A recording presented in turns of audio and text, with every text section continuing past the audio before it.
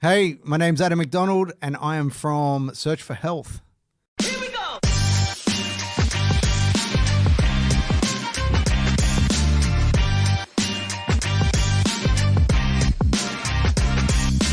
Real people, real community, real estate agents.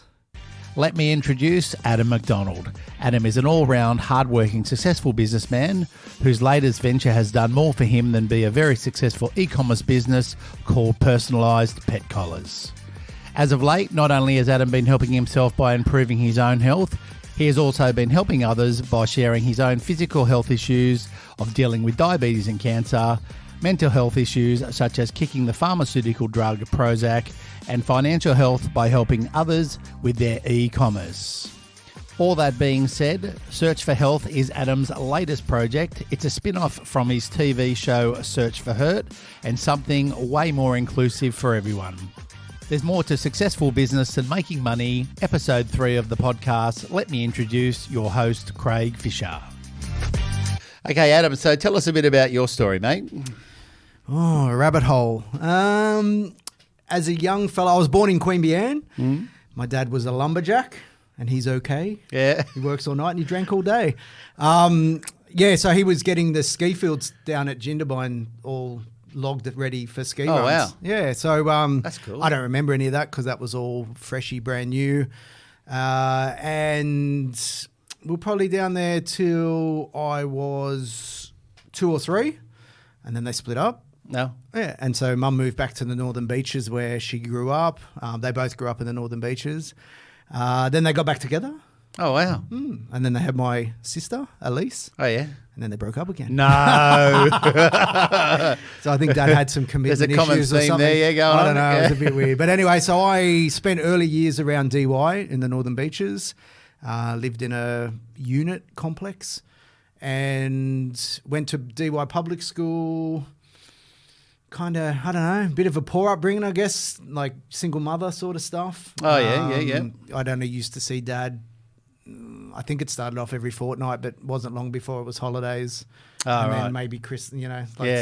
Just the So it was Mum, and she Hallmark holidays. was on pension, and I had a 1 pair of shoe allowance as a kid growing up. Oh, really? Yeah, and I was a cross country runner. I was a state. But they built shoes better then too, by the way. No, they were horrible. No, they weren't like. You weren't running around in KT26s, were you? Well, that was a good shoe.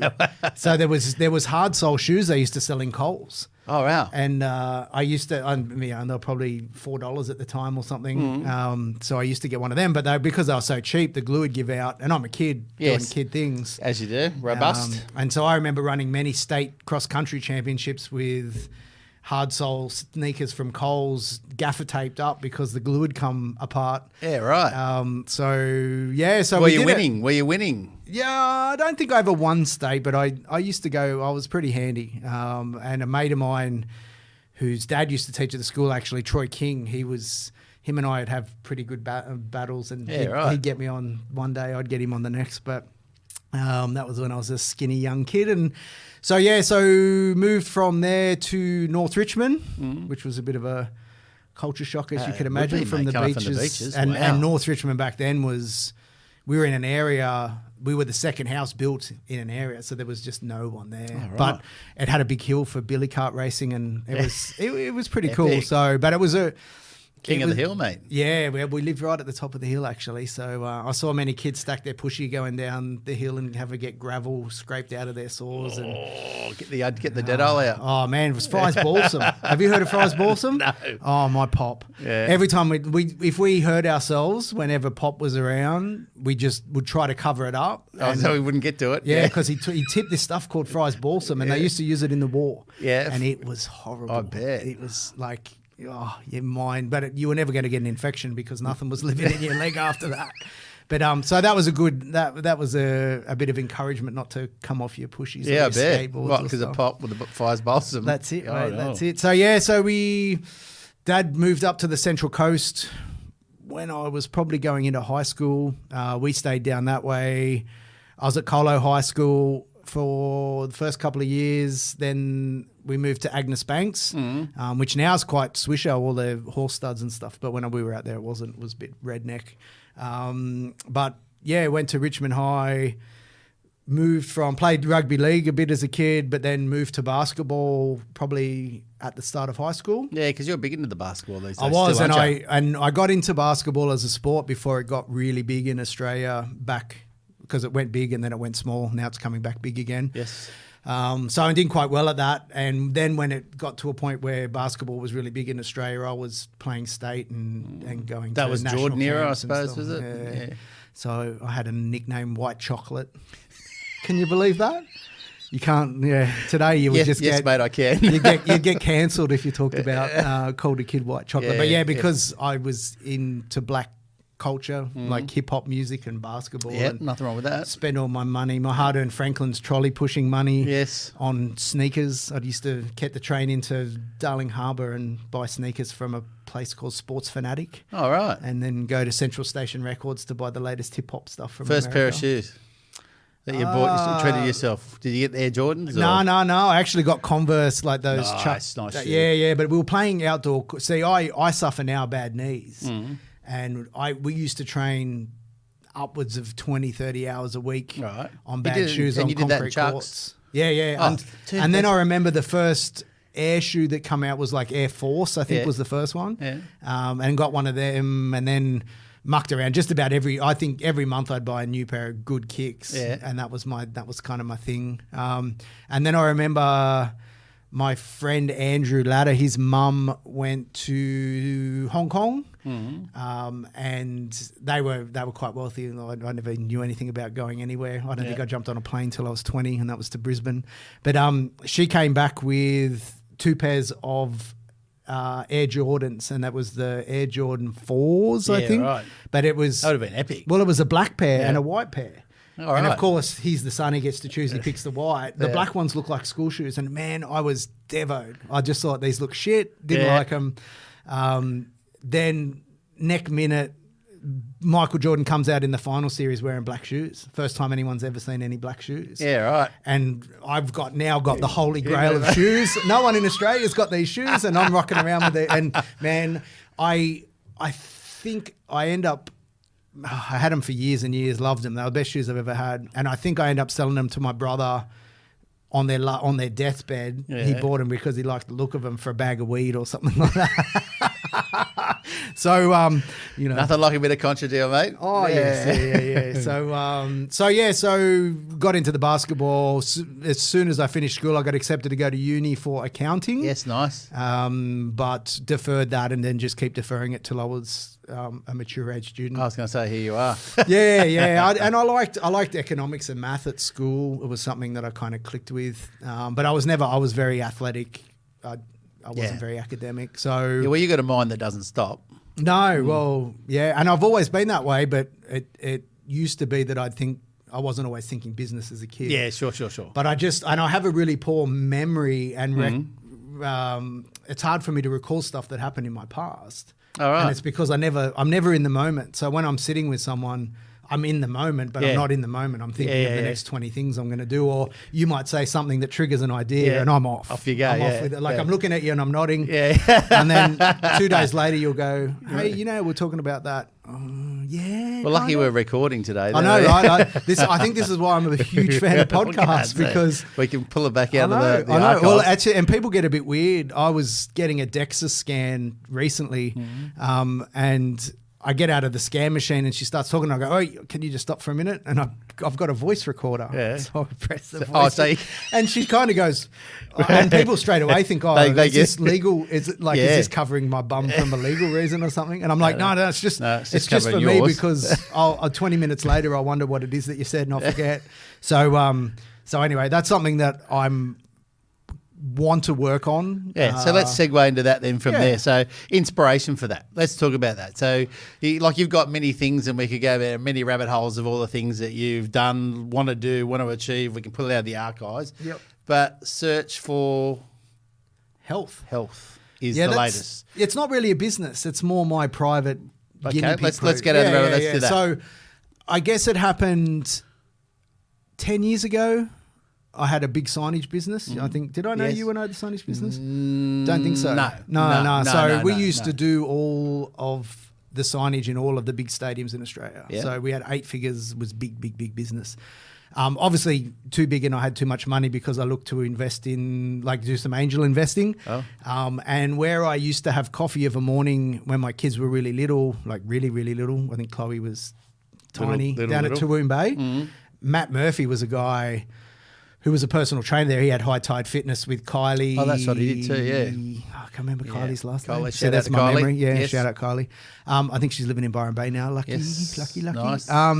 So anyway, when him and her, Kylie and Matt had a few issues, he met someone else and was looking just to run away from the coast, I think. It was kind of how that was the instigator. Yeah. But he bounced an idea off me where he wanted to go to America, get a camper van, travel around, and each morning wake up in a different town and train a different type of fitness. So he might do CrossFit one day and then do SEAL Fit and then like a running training and blah blah blah blah blah. Well, so he's a weapon in fitness, though. He was an ex triathlete. So he raced in a team in Europe, and he got quite good quite young, but he was training so many miles that he was getting cracks in his femurs. Yeah, so right. they got a scan and basically so he had to retire. Otherwise he was just going to mess himself up.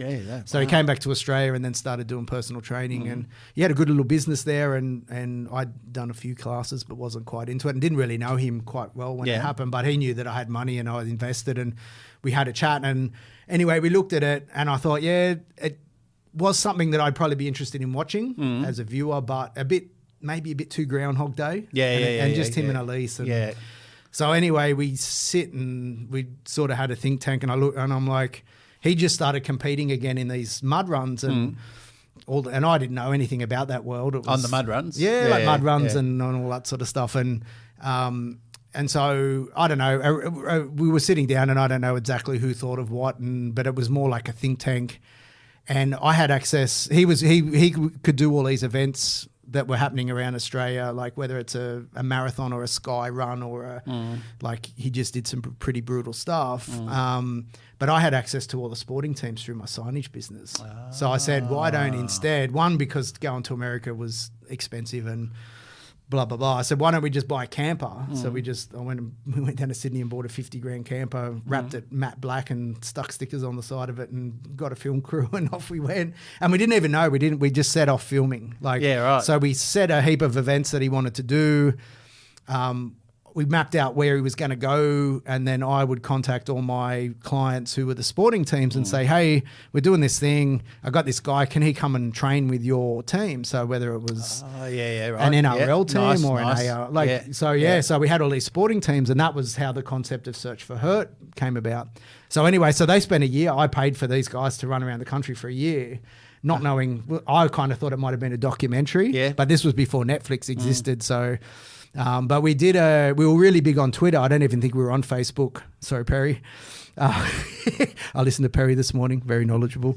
But we were very Twitter based, which was good because the athletes, what happened is Twitter was still in its time then though. Twitter was still, it was before. Hadn't gone and. Well, but I always used to think that Twitter was an adult social media where Facebook was what your little sister used. Where now Facebook's, if you want to market to 50-year-olds, you're marketing on Facebook. Yeah. So, and Twitter's done, I think Donald Trump was good for getting Twitter. Twitter's now massive again. Yes. But it did have its lay years. But we were big on Twitter and all of the athletes that I didn't have access to, like individual athletes, were following us on Twitter. And so we were just releasing little snippets of stuff that we were doing in this beat up van traveling around Australia doing these events, and we get like the likes of a weightlifter training because it was training for the 2006 games. No, 2006? Yeah, 2006. It was for the London Olympics. Yes. It must have been 2010, sorry. Yep. London Olympics. We were just getting these athletes or BMXers, weightlifters, come on, if you're going to, and we post, we're going to Townsville to train with Jonathan Thurston. Yeah. They go, I'm on the Gold Coast, pop in and do a session with me. And wow. Yeah, so it bred into this thing that was just like so organic and awesome. But then we come back with like so much footage and didn't know what we're going to do with it.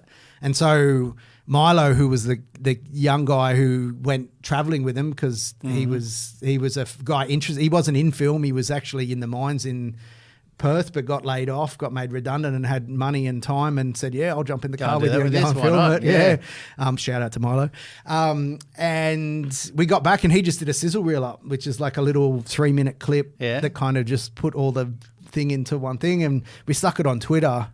And I remember that we were sitting in a hotel in Melbourne because all the flights had been cancelled due to storms. We just trained with Andrew Bogut, and he's got a training facility in Melbourne. And so we had flights cancelled. Well, we had flights cancelled. We're sitting in some cheesy hotel having a drink and having some food before retiring. And Milo sends this clip through, and I stick it on Twitter. And within not long at all, I got a message from Jason Bennett, who had a show on ESPN called Aussies Abroad. Yep. And so anyway, he was in Connecticut. So he worked for ESPN, which is owned by Disney. Said, can we have a chat? Looks awesome. Oh, wow. What are you doing with it? Like, you know, and I just went, I said, yeah. So I got his number, gave him a call. He realized we had no freaking idea what we were doing. But he just said, he goes, man, I see it as a TV show. And I went, oh, yeah. Well, you know, he goes, so we'll break it up and do an event and a training session in each episode. So we did that. And he kind of trained us through the way to put a TV show together. Yeah, right. We did the first season. Cool. Oh, yeah. First season was awesome. We had, back then, it was on Foxtel, so you had to have the premium sports package on Foxtel. We had a lot of people. A lot of people were on Foxtel then. This Absolutely. is going back 2013, I think. It was the thing, wasn't it? Yeah. And you didn't have league passes. So for me, I used to have Foxtel for ESPN so I could watch the basketball.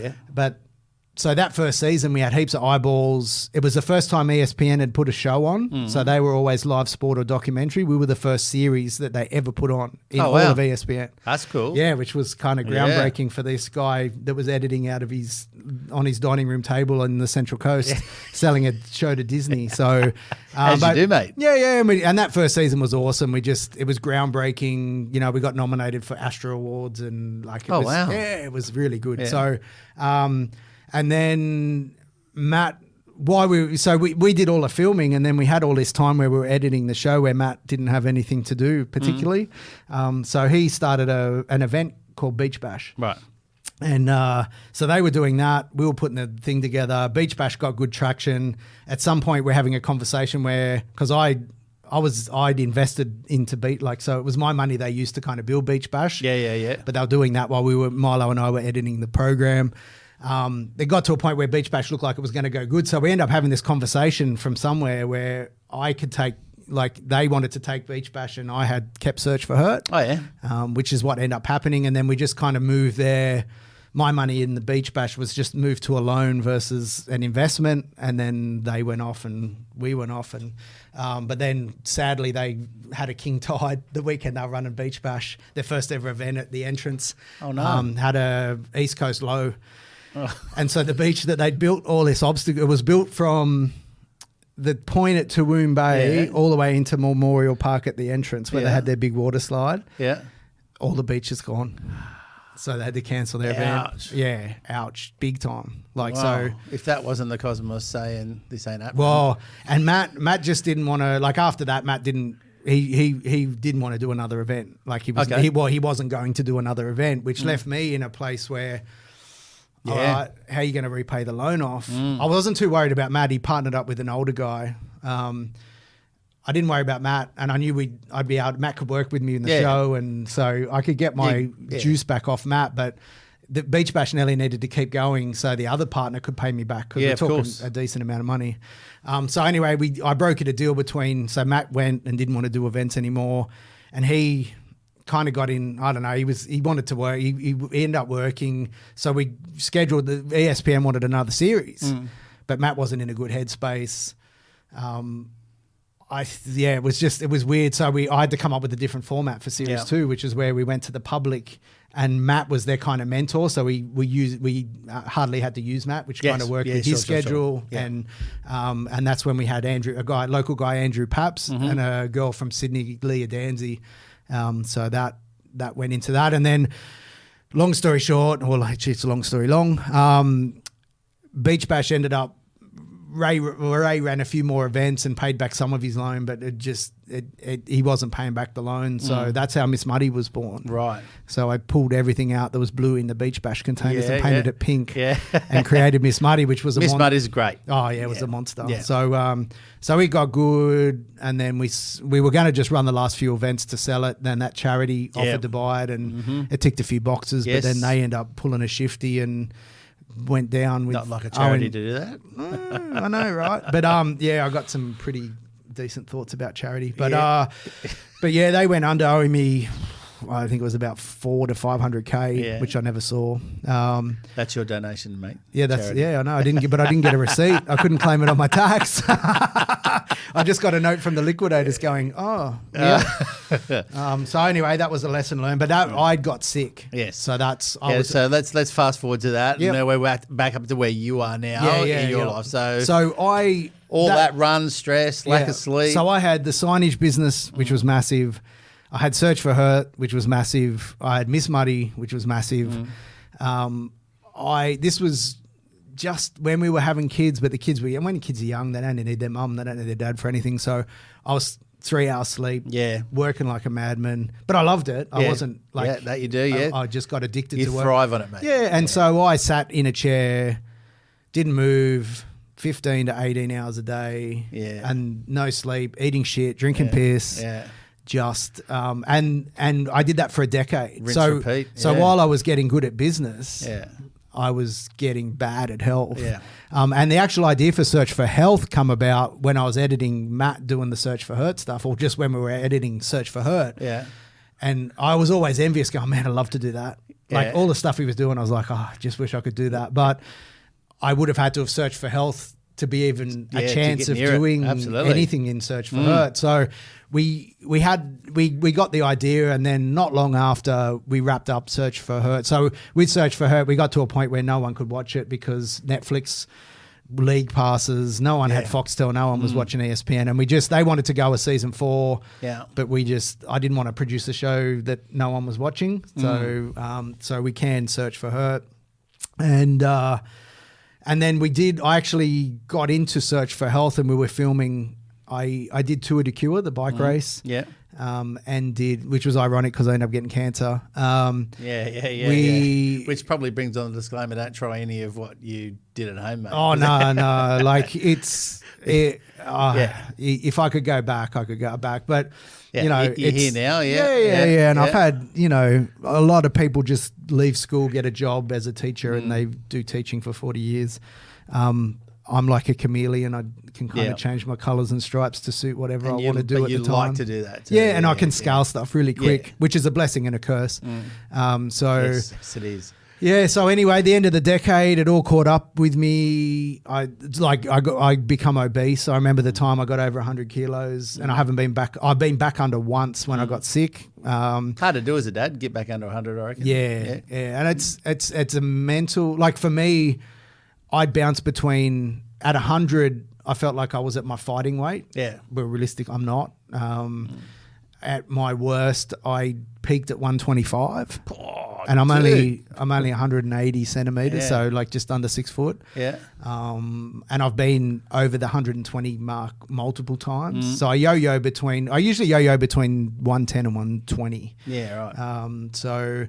But anyway, went to the obesity stage, then got crook, didn't know what was going on, ended up getting a blood check, and I was diabetic. Yep. I didn't get pre-diabetic. I did not pass go, did not collect $200. You're straight to diabetes. Straight to diabetes. So I had to learn, like that's more of an inconvenience, but usually with diabetes, they put you on metformin. Yes. I'm allergic to metformin, which made it even more difficult. I know. But so I've got to manage my diabetes with food. Food, right.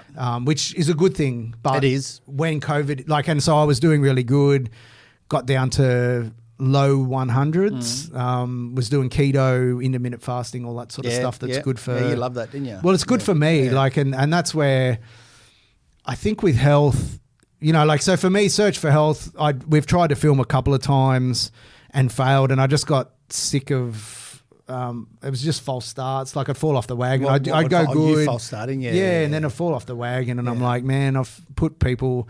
like I pay them, but it's like people's time and effort and resources going to follow me around to doing a bike tour in WA, and the stuff's sitting on a hard drive and it's never seen a light of day. Yeah, right. So anyway, so that was shelved. I got sick. I ended up getting cancer. So I went from obesity to type 2 diabetes to finding a lump on my thyroid, which was cancer. Yep. To having 2 thyroid operations to get rid of it, and then spending the best part of a week in a lead room while they blasted me with radioactive stuff. Yeah, I remember when you're going through that. Yeah. So, but that's when I kind of dusted off the whole Search4Health thing again, because there's nothing like a dose of cancer to get you thinking about your health. But even after that, I still... I started building. That's when I started you building. went into W Residential. Yeah, I just wanted to not sit down and be behind a computer anymore. So I made a mum as a builder. So you went the other extreme? Yeah. Went and busted myself up on pulling off roof tiles and doing demo and all that sort of stuff. But that was cool, and I wanted to learn a bit more about... I've always been interested in... I always had the plan, not that it always worked out. I've made good real estate investments, but more so... I haven't looked at them as investments. They've just turned out to be a good investment, which real estate tends to do. But I wanted to do development. And Adam was my mate who's the builder. His dad's a developer, very successful developer. So I ticked all the boxes and I thought, cool, I'm going to be working so I was a 47-year-old labourer, but felt good. Yeah. But then got back into eating shit. Yeah. Right? So I'm burning 2,000-3,000 calories a day on the job site, doing 20,000 steps, banging myself up. But would sit down and eat burger and chips most days for lunch, have 7 coffees, carrot cake, all that sort of stuff. And all the boys on the site would do it. So it's just a thing, But it becomes a habit pretty quick. Yes. And while I thought I was, because I'm moving and burning it a lot, my cholesterol got up to 16.3, which I've got a 70-year-old GP, and that's the second highest. But isn't it supposed to be like at 6 or 4 to 6? 6 is high. 6 is high. So it was the second. So my GP, who's been in the game for nearly 50 years, I was the second highest cholesterol reading he'd ever seen. Wow. So that was another kick in the head. And then I end up parting ways with Adzi. We'd grown to a point where... So my part, it was kind of the growth of the business and a glorified labourer. Adzi was the builder. There was a few other building... we were scaling quite quick, which is what happens with me. Yes, it does. A few other building mobs around the coast were going under. Yeah. And COVID was happening in China. And I don't know, I said off the cuff one day, I'm like, man, if you want to go back to just doing it with an apprentice and be healthy and whatever, I said, it doesn't look like we're going to be doing developments and the stuff that we were planning on doing. So I just said, look, if this is probably a good time to sort of go our separate ways. And that's what we did. We made the call because we didn't know. It was a lot of uncertainty. Yeah. As it turns out, he's the busiest he's ever been. Yeah. So I'm living in Long Jetty. We built a house, as you know, because you sold it. So let's talk about that, relating it into real estate now. Let's do that. Let's go there. So we, I after the Adzi and I decided that we were going to go away, we had a business that we hadn't done much with. I bought a business off Emma's parents, my in-laws, because they wanted to retire. Right. Basically. Yeah. They tried to sell it, no one would buy it. Julie was pretty antsy and wanted to retire, and I thought, look, we got the factory. At the time, we had the event business, and it was a good fit, so we thought, we'll do it. And then it turned out once the girls were going to school, Emma was working in that. But it was very much a lifestyle business. Yeah, absolutely. So when we bought it, Julie was just doing markets and shopping centres. So we looked at it more as an e-commerce because we didn't want to... Back to scaling. Yeah, well, it wasn't to scale. It was just... We didn't want to spend Emma didn't want to, the girls were at school. The weekend's the only time we get to see them. Yeah, right. So we didn't want to be sitting every weekend at markets. So that was why we created a website. It was That's a lifestyle choice. Pretty shit website, to be honest. But it used to do $15,000 a month, which Emma could drop the kids off. She'd go to the gym. She'd rock in at work at 10:30. Yeah. She'd leave at 2 to pick the kids up. It was a very good lifestyle business, and it was just that. I was making money on all the other stuff, so it didn't really matter. Yeah. But then when I had the conversation with Adam and we decided to wrap it up, I thought, well, let's give this thing a crack. Because I always had in the back of my head, I'm like, man, I reckon this pet collar. Oh, so and to explain what it is, it's a pet collar business where we embroider the name and number of like your dog's name, your number. Yep. So it's like an ID purpose, but it's not a rusty tag that falls off. It's easy to read. It's a good business and it's been going something for you can 20 read years. from a distance. You don't have to try and approach a dog. And, and it's like, you know, if the dog's out and it's lost, you know, if there's fireworks, it's bashed through a fence and it's running around, they're panicked. The last thing they're going to want to do is for you to try to get that close to their face to read a tag. Mate. And no one wants to do that anyway. No. So for us, you get to read it from a distance. It's not going to fall off. Yeah. It is a good form of ID, but it's the first business I've been involved with that I didn't create kind of thing. With Adam. Adam was building by himself, but we built W Residential was Adam working on his own until I come on, and then we built a team and we had multiple projects and all that. But yeah, the pet collars, I didn't come up with it. So but anyway, so we built the website. It was ticking along. I leave W Resi, which was right as COVID was kind of coming. And so I did a deep dive into e-commerce because I didn't know anything about it. You did. And loved it, man. I'm just like, I wish I read Tim Ferriss's 4-Hour Work Week a lot earlier. So we did that. We decided to sell the house. So we built a house at Long Jetty and had a lot of juice in that. But I was on the treadmill. We had a big loan. We had loans on cars. We had loans on house. We had kids in private school. Man, I was on that life's treadmill running, sprinting my little ass off. And then we just, as a family, as hard as selling the house was... it was too. It was very. Oh, well, you were there, Like I toyed around. I wanted to do it more than Emma, and I guess for Emma, she moved around a lot as a kid, and I think, just wanted to have a base where the kids grew Stability, up. absolutely. But we had 10 years. I kind of like working in decades, but they go to school probably 20 minutes from where Long Jetty is. And every day over there, activities were over there. Friends are over there. And I just thought, man, I'm busting my ass to keep this house. We're commuting. I don't know. So we talked about it and we said, all right, we hedged with COVID a little bit. We didn't know what was going to do with COVID. So when I rang you and said, look, have you got someone that's interested? You were trailblazing again, mate, right at the start of COVID. Kind of. Like now I think, well, we probably would have got another $500,000 on top of what we sold it for because that area's just gone bananas. But the house that we bought's gone up. You rode the wave there. But now we sold up. We got a good deal done. You knew someone. It just ticked all the boxes and fell together nicely. And then we kind of got caught out of the market. So that's right, you did too. So we decided, so what we thought is we're going to sell up. We're going to have a fair bit of money in our pocket. I think we were going to be sitting somewhere between $750,000 and $1 million. We wanted to get rid of all of our debt, get off the treadmill, buy back in closer to the girls' school, just so, and another 10-year plan. So we wanted to buy a project. I've learned how to build. Emma's very much, she's done interior design courses when she was pregnant. Now she's into the three birds. That's her jam. She loves that sort of stuff. So I'm like, it'll tick the boxes. It'll give her a project to do because there was nothing to do at the other house. It'll tick the boxes that we can walk, and where we ended up, we can walk to school. So I walk the girls to school every single morning. Nice. So good. I get off the treadmill, which means that I could take time to learn e-commerce and then build up an asset that we already had.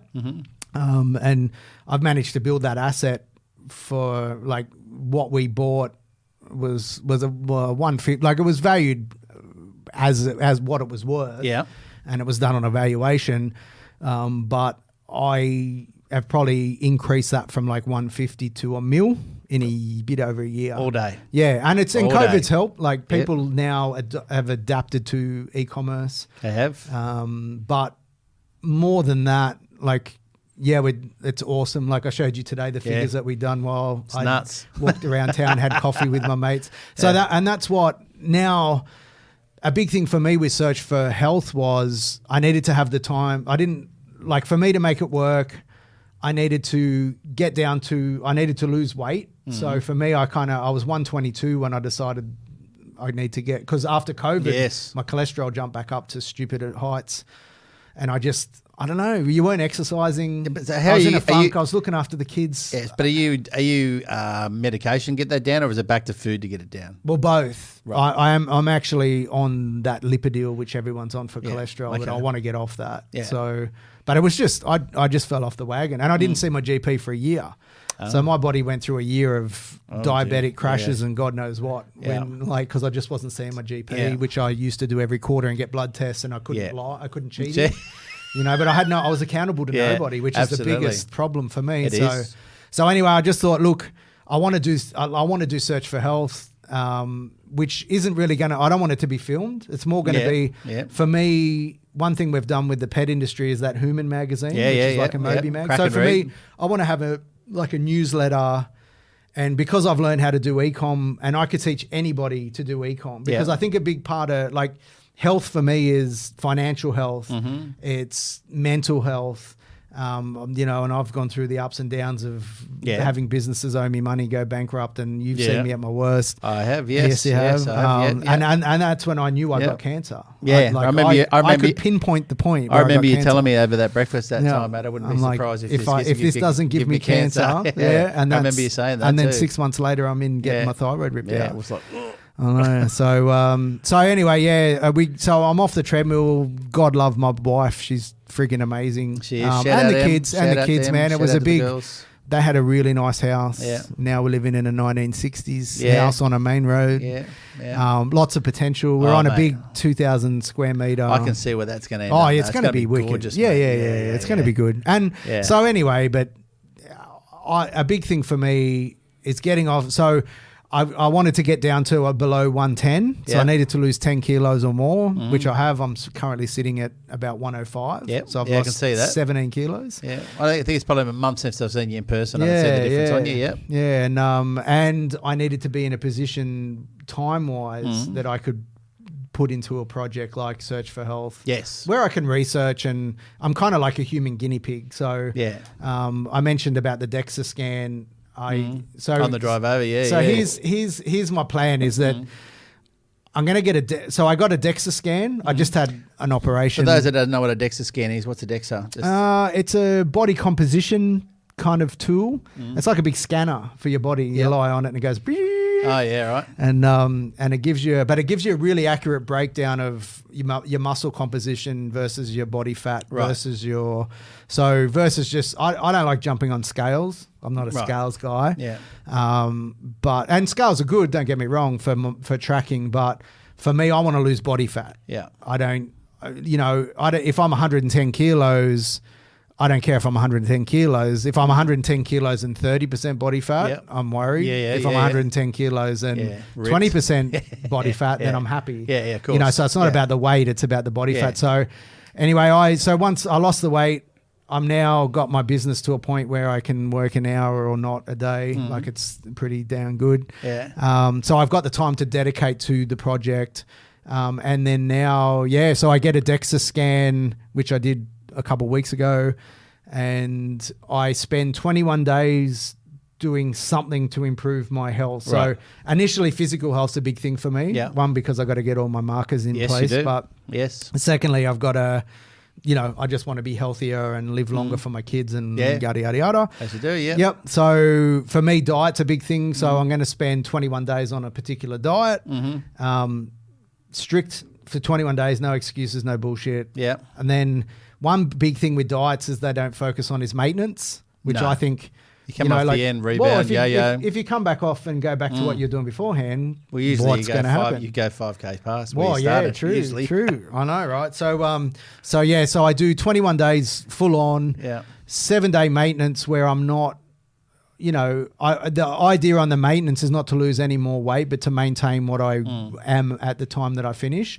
But not be so strict. You know what I mean? So if I was on a vegetarian, like an acid alkaline diet, which is just a vegetarian diet. Yeah, basically. During maintenance, if I want to have a steak, I'll have a steak. But I'm not sitting there smashing chips and fries and stuff. So, And then so at the end of the 4 weeks, so the 21 days and then the 7 days, I'm back on the DEXA. Yeah. So I get an accurate. All right, so you're going back to that as well. Yeah. So right, I get cool. a DEXA every month, Yeah. and then that starts the next 21 days because I've come off maintenance and I pick something else. So it might be paleo, it might be keto, it might be bloody carnivore diet where I'm just eating meat and farting like a demon. You know, it's I'm going to try everything, and everybody's going to be able to track my results, and so. I had planned to this 21 days to be doing the acid alkaline diet. Yeah. A pesky neck surgery got in the way of that. Yes, it did. I'm sitting here looking at the big scar. Yeah, I know, right? I don't know. But yeah, so I've been having nerve pain down my arm, and I had a bulge disc that started. A bulge disc in my C6, C7 was hitting my nerve and turned me into a cranky, crazy person. So I found a neurosurgeon that could fix it, and it all happened pretty quickly. So I got my scan on the Thursday, and opening up with a neuro come on Friday, and then I was in the hospital Monday. Opened up by so I couldn't keep doing the diet while I was in hospital. So I focused. One thing is always so outside of maintenance, which no one talks about. Another thing that no one talks about is sleep. Oh, it's huge. So and I think a big part of me crashing at the end of the decade that was business decade was that I was living on 3 hours sleep. Yeah. And you do a lot of caffeine too at that time though? Yeah, but I just, I was a functioning. Buzzing. I had so much going on in my head, and that would force me, and adrenaline. It's probably a big excuse, but I used to drink most nights, and it was because it had switched my brain off. But I'd get home from work at 7:30 after getting up at 4, see the kids, put them in bed, sit there, demolish a bottle of wine and a few beers and eat Thai food or whatever because it would just lose whatever you want to do. And I'd sit up till midnight, 1 o'clock in the morning. Emma would go to bed. I'd still sit up drinking and eating chocolate and waiting to switch off. And just waiting for my mind to go, all right, you're done. But then I in my sleep I'm dreaming, carrying on. I'm popping up at 4 o'clock in the morning, ready to go, and I'd just go into my office and I'd be gone. So doing massive days, so I did a big deep dive into sleep. And so this month, because of the hospital trip, I've really focused on improving my sleep. So I haven't changed diets. If I feel like a burrito, I eat a burrito. Yeah, right. So I think I'm addicted to taste more so. So even with alcohol, I never used to drink to get drunk, but I used to, if I had a red wine that I loved the taste of, I'd obsess over the taste of red wine. I'd obsess over Thai food. I'd obsess over, I tend to be a bit of a spicy guy.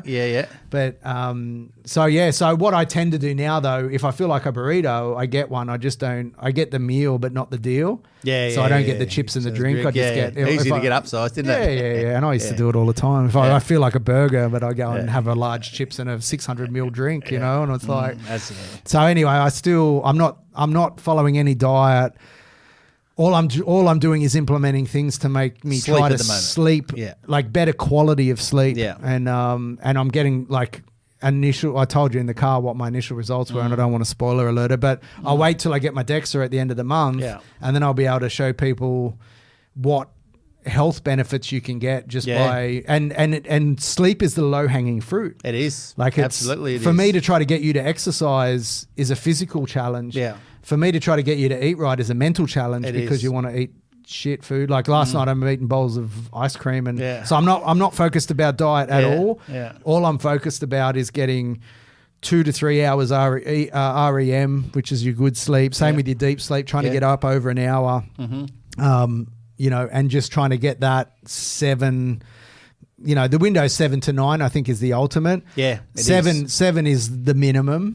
Which is where I flirt with. Like even last night, I woke up at 4 something this morning, but I woke up and I'm ready to go. So, but you have those days. Yeah, and I couldn't go back to sleep. So I only had 6 hours, but I did have I still had 2 hours REM of those 6.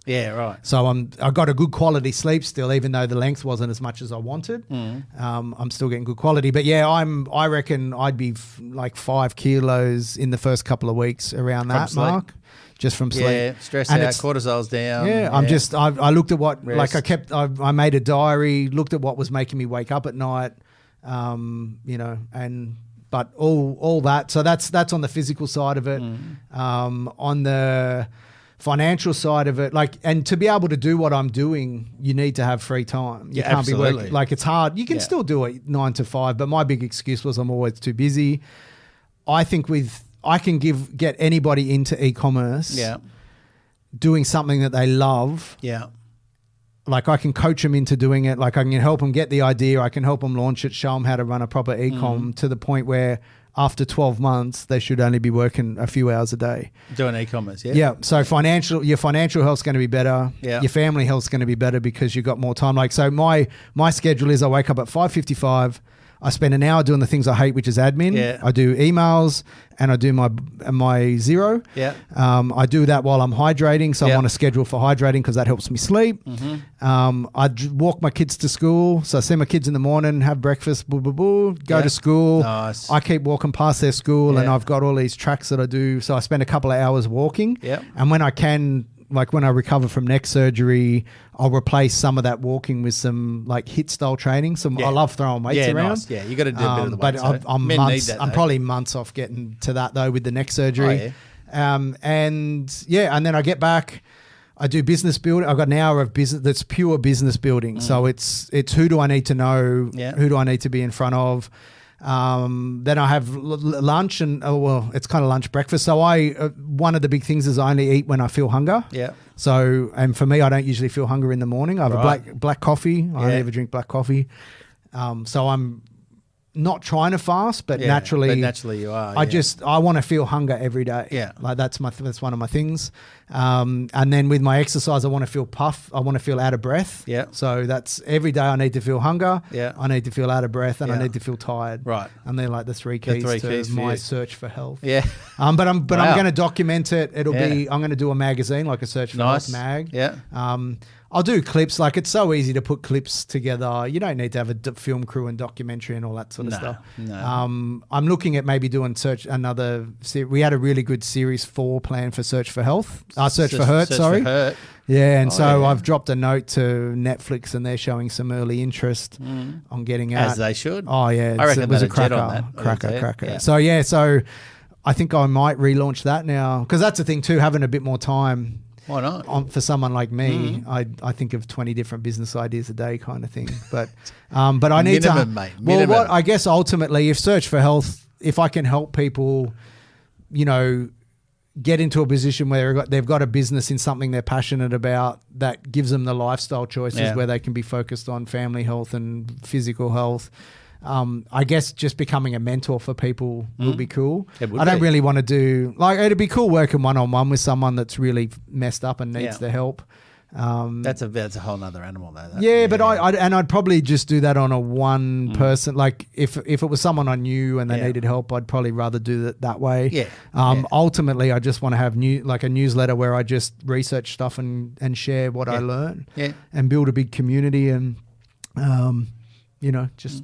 You're good at that, building the community. Try to get everyone healthy, but and we've got some cool little things happening with the house at Erina Heights. I'm gonna own a build that. So nice. So I was going to ask, what's the future hold from here? We got that because that's that action packed. So much for slow and backing off.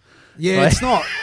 I'm just a bit more. I'm a bit more selective. You're moving things out. Well, what's the future going to hold? What do you reckon? Where are we going? I've got one more play plan for the pet industry. Yep. Which is the pet sub box. So that's exciting. Yeah. So if that works out well, because we've got Human Magazine, I get to meet a lot of small suppliers. So we're quite big in the pet industry, but there's a lot of small people in the pet industry, and they're all got awesome products, but it's just a side hustle. Yeah. It is, isn't it? Usually. Yeah. So what we want to do is use our community, and kind of.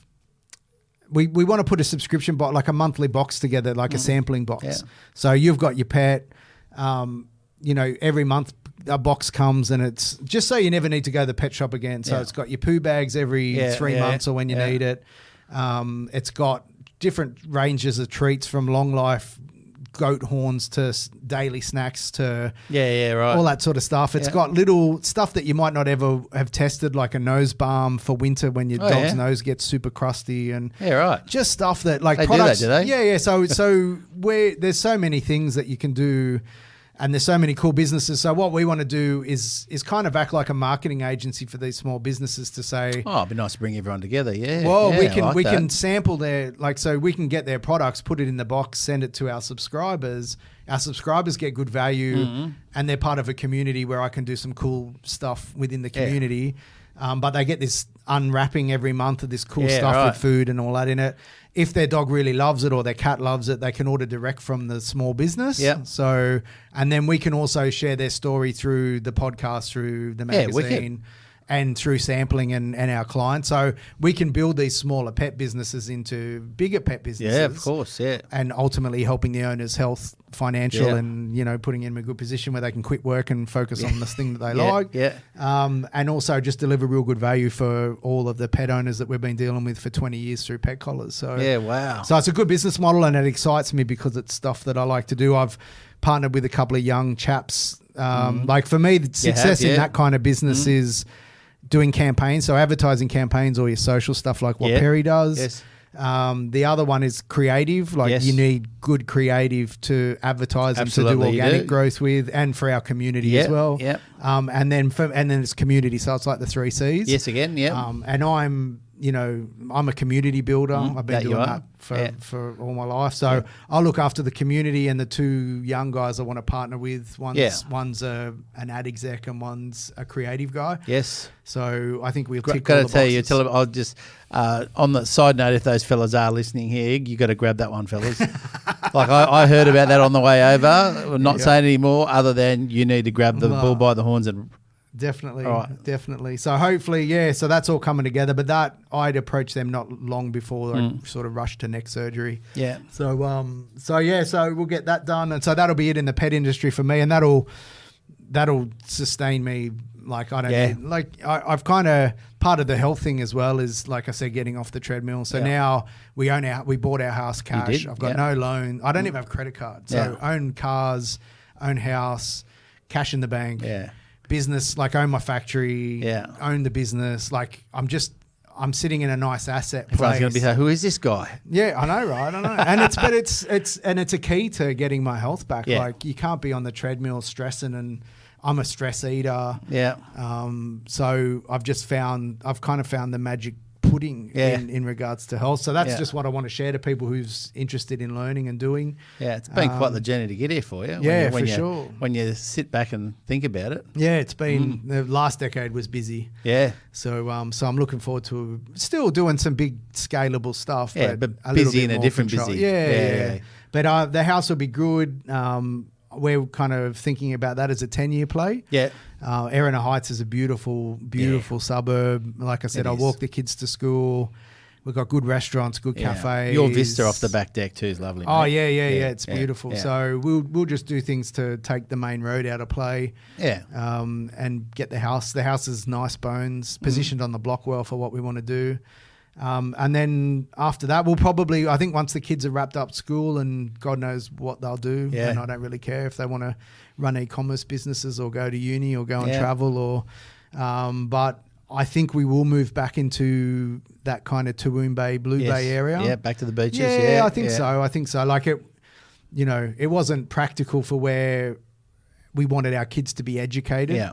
I understand that. Yeah, so we've made that move. It ticks a lot of boxes. We're off the treadmill. Yeah, we've got a project that we can sort of jump into, and but I think we will end up, if not at Byron, if the kids go overseas or whatever, we might move to more further up the coast. But I really love that Toowoomba Bay, like top nothing end like of longevity. It, mate. There's nothing like it. So I'll be looking for you, I guess, when it comes to getting back into that market. So.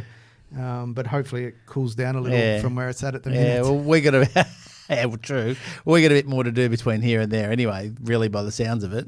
For sure. Yeah, because I'd be interested to see, the next 12 months of what this is going to look like in the next version of you. Yeah. And like I said, I've always had an interest in developing. I just think property, I always wanted to, I always had the mindset that you create businesses to generate profits to invest into real estate. Yes. And that I haven't because I'm good at business, I tend to make money from businesses, invest the profits into other businesses. Yeah.